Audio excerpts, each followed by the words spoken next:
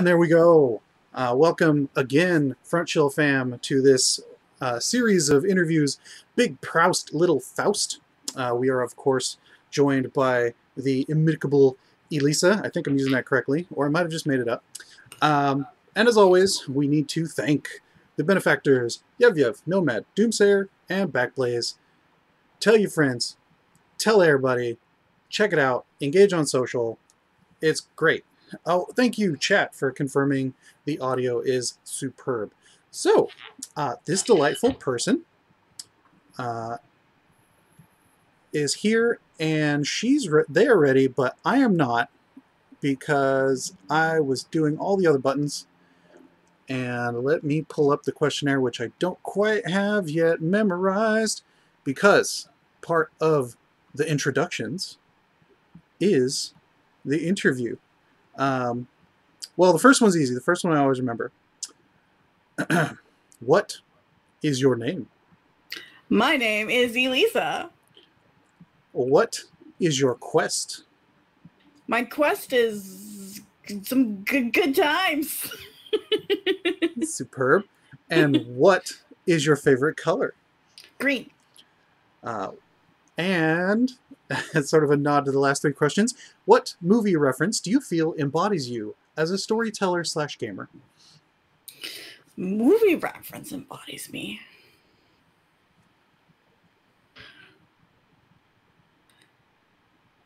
The part in Moulin Rouge when Zidler's like, everything's going so well, but it doesn't go well. Excellent, excellent. That's my life. Oh. Sometimes it goes well. Sometimes there's some things that go very well. But often when I'm rolling, I'm a historically very low roller. Excellent, not excellent. Love it. Excellent. And then, of course, a little more housekeeping. Hit us with your pronouns and where the viewer can see, hear you as of this interview. Oh, yes. So my pronouns are her, they, but also hit me up with the he. It's fine, whatever. And yeah, you can find me on most things as Miss Elisa Face. So, Miss Elisa Face. Excellent, excellent. Good. Now, some of the more fun stuff. What games are you playing right now?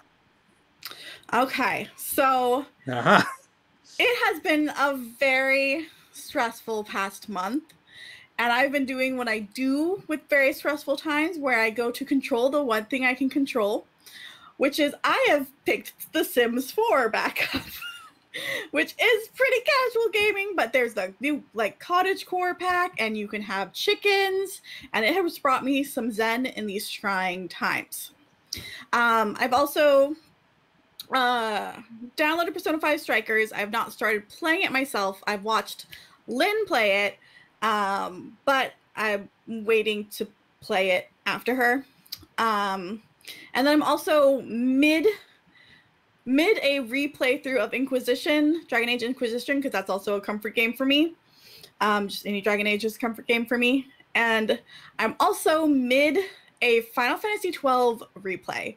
Because I also I keep jumping from game to game, apparently, and it's all jumping from games to games I've played before, because that's, I don't know, in times of stress, that's what you do. I feel like you go to comfort games. No, excellent. Also, tabletop or role play? Oh, right. I went to video games. I didn't go to games. All right. So I am in many a D&D game. I've got our home game, which is now remote, but still home game, and we call it Mazes and Magical Girls, because it's just the cute name we gave for ourselves. In that game, I play a dwarf, a paladin named Fenelon, and she is my longest playing D&D character. So I'm very attached to her. Let's see, we are also playing, obviously, I'm in a Tarek's crew as the lovely and handsome and very intelligent, absolutely very intelligent, Mr. Hazel Harryweather Nert. also playing with you as well, Tony, in a game was Cleric. We were calling it Cleric Mania, and now we're in the Temple District. It's an all cleric campaign. It's a thing. It's wonderful. Everyone is a different cleric, domain, a different subclass. So there's we will get some variety up there. We're early levels still, so not too much variety, but the personalities are variety. And honestly, like, an all cleric group is a pretty darn good composition all on its own, because clerics rule, guys. Clerics rule. In that game, I play a shifter named Tristan, and he is incredibly socially awkward. And is followed around by the ghost of his dead mother. But it's not like a sad, tragic thing. She's literally just like, I wish you wouldn't slouch so much. Really, just find a pretty girl, please, for me. And then he's just like, But he's also very hot, because that's important. Let's see. Gonna be have some upcoming games soon. We recently finished a long-standing campaign with a great group of friends, and I was a tiefling bard disaster, and that was wonderful, an absolutely wonderful campaign. I miss it so much. We made it to level 20, which was amazing. My first time from level 20. It wasn't 1 to 20, but it was level 3 to 20, so it was a long way to go to get to that level 20. So it was awesome, and doing that final battle was amazing. And we had an epilogue where my character actually got married to Lynn's character because they're wonderful. And like a giant dragon attacked, and it was wonderful. Anyways, that was great. That was great fun. We're gonna be playing a new game with them, that same group, plus a few extras soon, and so I'm excited to start that, because I've got another tiefling, but a very, very different tiefling. His name is Gale, and he's a farm boy, and he's very lovely. And his most important thing of his backstory is that he proposed to his school sweetheart, and she did not know that they were even dating. So that did not go well. So I'm very excited to play him. And yeah, let's see. I've also done some, like, in the middle of a Deadlands one-shot, which has been really fun, because Deadlands was actually my first, like, significant game that I played. I played like a little vampire in high school, but then the first like tabletop RPG that I actually like seriously got into was actually Deadlands. So this one shot has been fun, because I actually brought back my character from that old game, and so it was really fun to see her again. I was like, oh, Mrs. Cornelius, I missed you.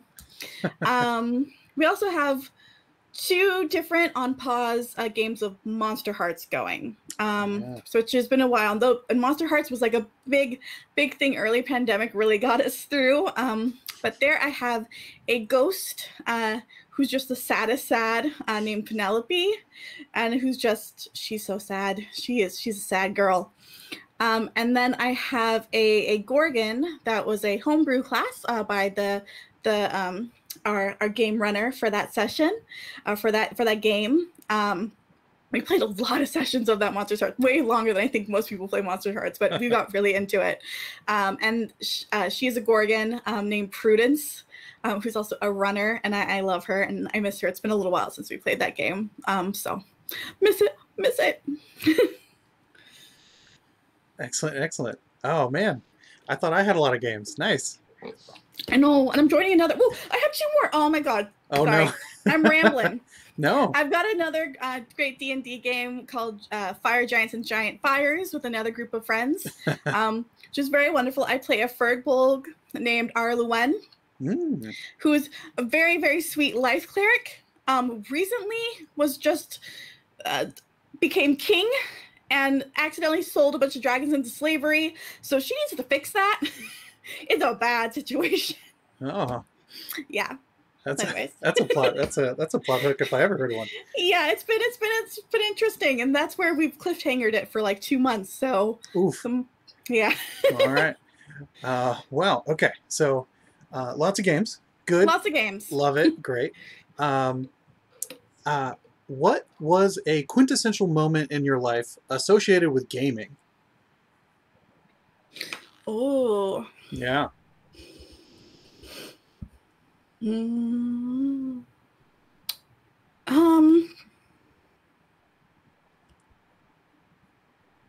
Gosh, there's been a few I can think of. I think one of the big things, I think it's a little more overarching, maybe not just a single moment, but during these pandemic times, especially in the beginning when we just, it was, extra scary because we didn't know that much, right? And like we just didn't go anywhere. Games were a way we could still connect with our friends. And like sometimes it's a little hard to like hang out on a Zoom call. Like, I don't know, I'm kind of socially awkward, and like if I'm with my friends in person, like I can get into the groove and like I open up. But if it's just like a phone call or just like a Zoom call to chat, I'm really bad at it. But games allowed me to relax in that space again, and it was like I could have fun with my friends again, and like really stepped up. Like games where we would have the hardest time trying to schedule in person, right, all of a sudden could become every Friday night we all played together. And it wasn't a great situation, but like we could make memories. And like I literally, because of virtual games, in this time where I didn't go anywhere, I didn't see anyone, I literally made new friends. Like that was wonderful. And it was all because of games, because being asked to be in games where I didn't know everyone there, and like through playing together, we were able to bond. And that's very cool. Very cool. That is very cool. And I feel like the other minor thing is that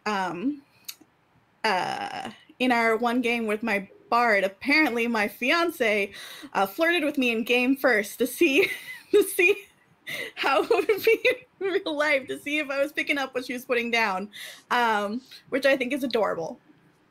So I'll always extra love Brendan for that because of that. Yep. Nerdy courting rituals are always fascinating. Yeah. Excellent. Here's a good one. Of characters you've played, which sounds like you have a breadth to pick from. Party, date, and rehabilitate. Similar to marry, date, kill. Okay. Party, date. Do party as in I want to party with them, or party yes. Like I want to join a party? Okay. Yeah. Party is Bren. Bren is the party. Bren would be so much fun. Although I'd probably have to, if it's early, Bren would probably be stuck like cleaning up their puke or something. So maybe it's not maybe it's not party with Bren. I don't know. Who would I marry? I would say Tristan could potentially be a good husband, but I'm sweet boy. Yeah, he's a sweet boy. I think he would take care of me. I think he wouldn't know what to do with me, but I think he would take care of me, and it would be a quiet love, but he would love me, I think, deep down. And rehabilitate.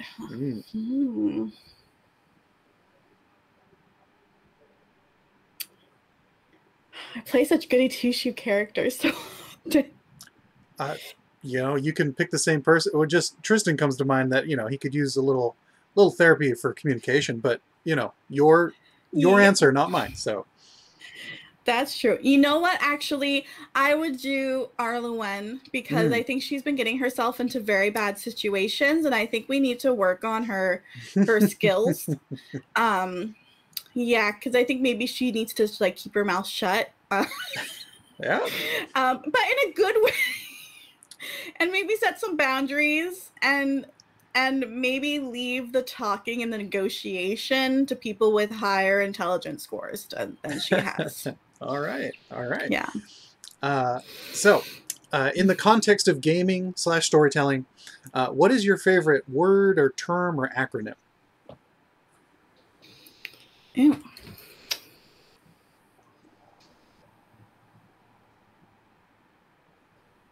Hmm.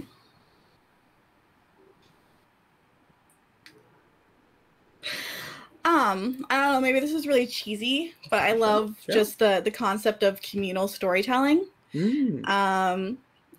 Is really awesome to me. So my super nerdy story is me and my friends back in high school. Like, we literally used to take turns like writing well, essentially were like scripts to comics, or like our original stories in classes that we had together, and we would literally like pass around pages and then be like, you write chapter 1 and I write chapter 2 and things like that, and we would like develop these characters together, and like super nerdy, but like that's kind of like, I feel like the evolution here, like we get to create characters together and develop them and see where they go and build a story together.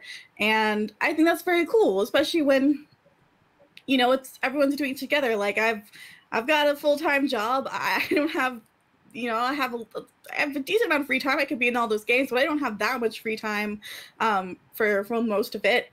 So like I don't have that much to pursue creatively, like writing, filmmaking. Those are all things that like I wanted to do back in the day, and I don't do that now, and that's fine. I'm really happy with my life.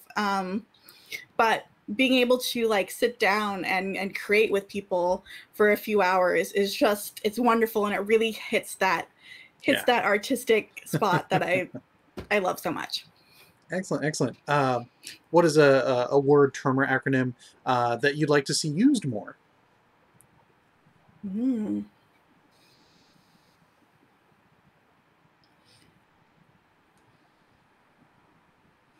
It's not gameplay related, but I'd like to hear people use the word canoodle more.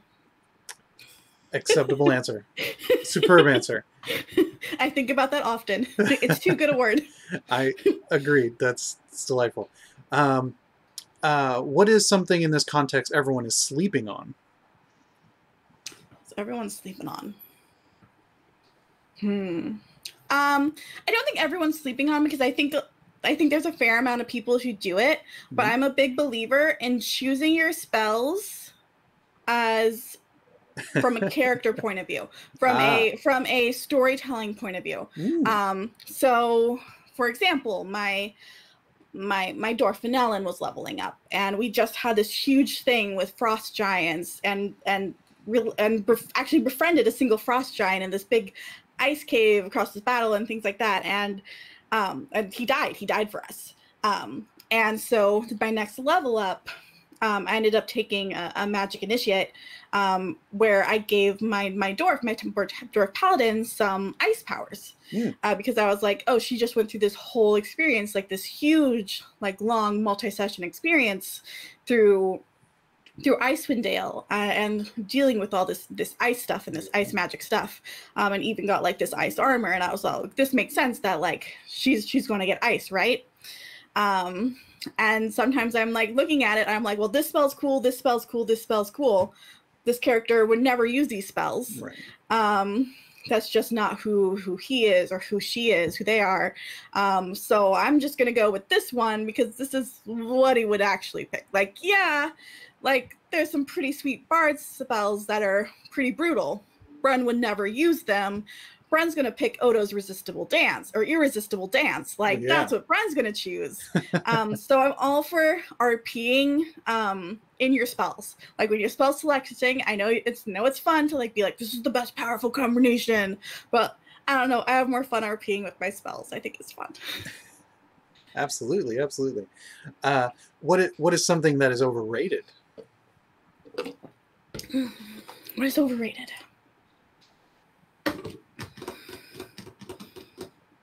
I don't know. What? I mean, there must be something. I'm trying to think of, like, what do I find overrated? What do I find overrated in the gaming world? I don't know. I just like things. I mean, you were kind of answering it with the optimization thing there a second ago. Optimization, yeah. Max min. I'm not a max minner. I've got some characters with some crazy stats, but they always have crazy stats in the other way. So, you know, my one character is going to have that 20 in strength or that 20 in charisma, but they're also going to have a 6 in intelligence. You know, that's just going to happen. So yeah, I'm single digit. Yeah. Yeah, you gotta shake it up, man. You gotta shake it up. because fun RP comes out of bad rolls just as much as it comes out of good rolls. And being able to accept those bad rolls, yeah, absolutely. Yes. Oh yeah. Anyone who's like a real brat, no time for when it comes to that. Absolutely. If I were to say pinnacle of storytelling, what jumps to mind? Pinnacle of storytelling.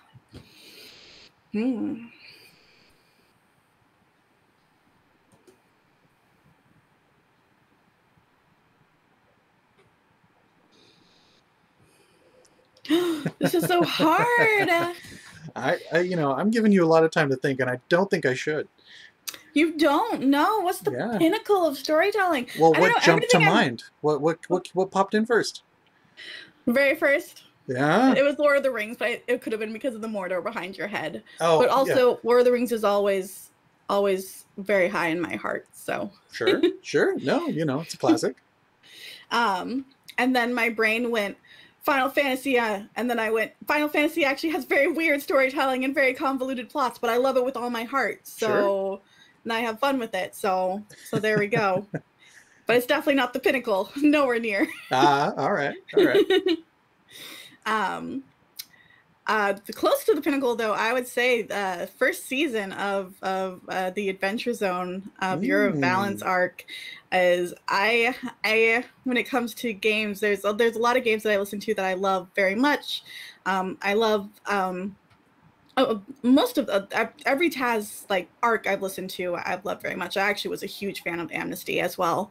And I'm a big Critical Role person too. I'm a critter. I've loved both seasons as well as but the one shots they've done. I'm really enjoying Exandria Unlimited. Also, big props to Bombarded. If people are sleeping on Bombarded, and they might be, it is a wonderful, wonderful podcast of a trio of bards party. Who are also multi-classed, and they do a song every episode, and they roll chord dice to write that song. Wow. And they're wonderful. Shout them out. I think they're doing amazing work. So fair enough. Even if as a fan of bards, I believe that's 3 too many bards. That's No, you can never have too many bards. Bards all the time. Bards for life.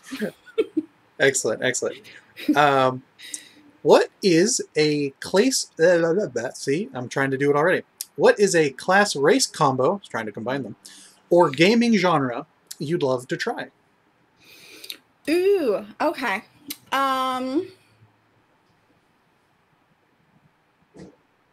So I'd love to do a game in a space setting. I think that would be very, very fun. I don't know how much of the hand to play, but look into dark matter. Just as a tip, as a often DM to an often player, just by mage hand. But shameless spoilers. So, but and then my race, I think, it would be awesome. A Furbolg rogue. A Furbolg? Yeah. A very, very sneaky little tall fella. Roblorg. Or lady. Furbolg. I think that'd be very fun. Yeah, no. All right. Awesome. What is a genre or class race combo you would not like to try?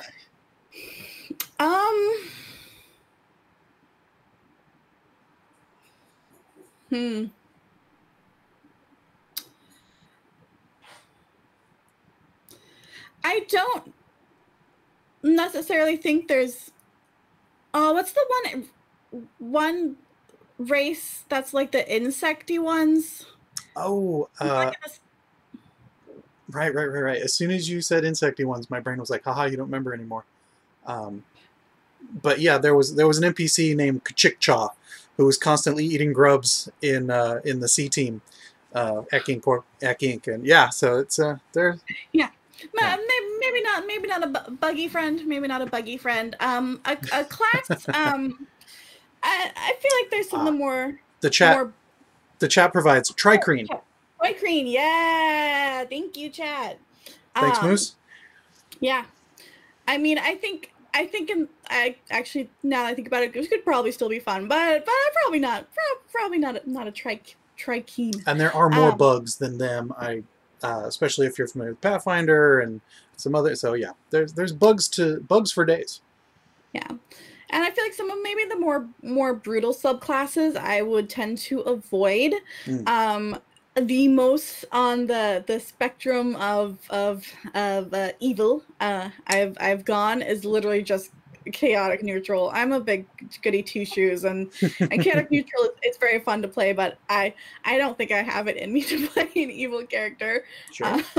Sure. I don't know if I'd have a lot of fun with it, because I think there's ways you could play it to be fun, but I don't necessarily know how I'd be able to play it to be fun and make sure my party mates are having a fun time. And I think that's an important part for me. Sure. All right, so we're winding down to the end of this interview. If heaven exists, would you rather the Gate interview be proctored by Proust, Bernard Pivot, James Lipton, or Sean Evans?